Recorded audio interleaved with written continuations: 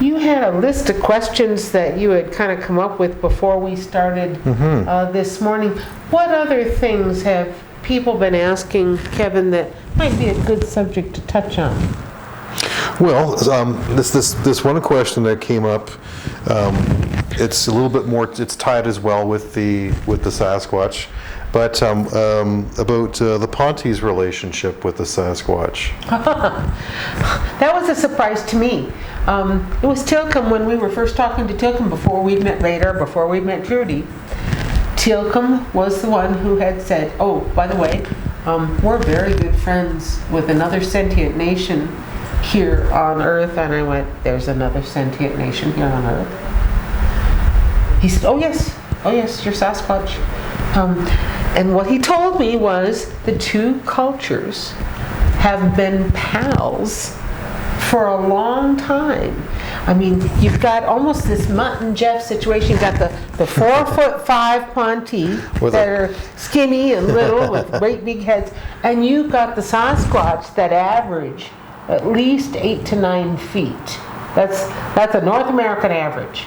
They do get taller. They do get taller, a lot taller, but on average, the friends that Tilcomb had made locally up about an hour north of here is an old supervolcano that when it went off was bigger than Yellowstone.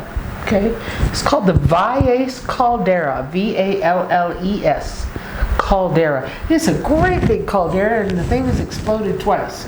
One big major explosion and one minor one that I am aware of in geological history for New Mexico. But it has become a very populated area by the Sasquatch because, one, it's pretty remote. There are not very many houses up in that area. There's a national park. And two, it's high altitude. Three, there is abundant water, food, shelter for Sasquatch. But the lava tubes go everywhere.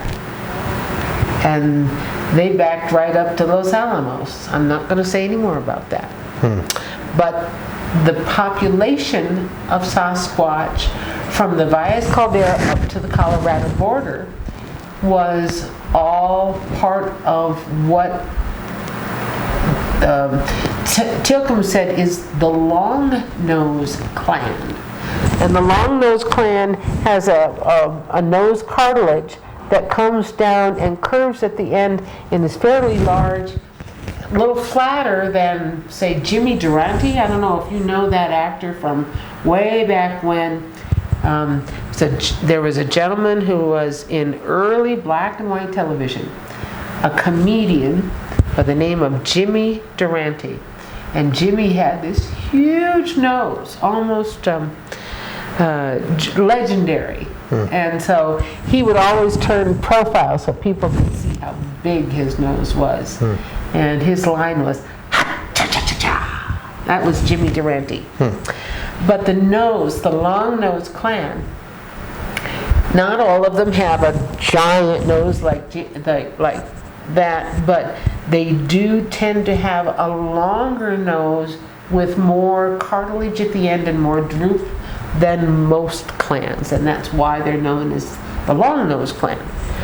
They range in color from totally black to deep mahogany brown to a cinnamon red up by the Raton Pass to a blonde red combination, which is what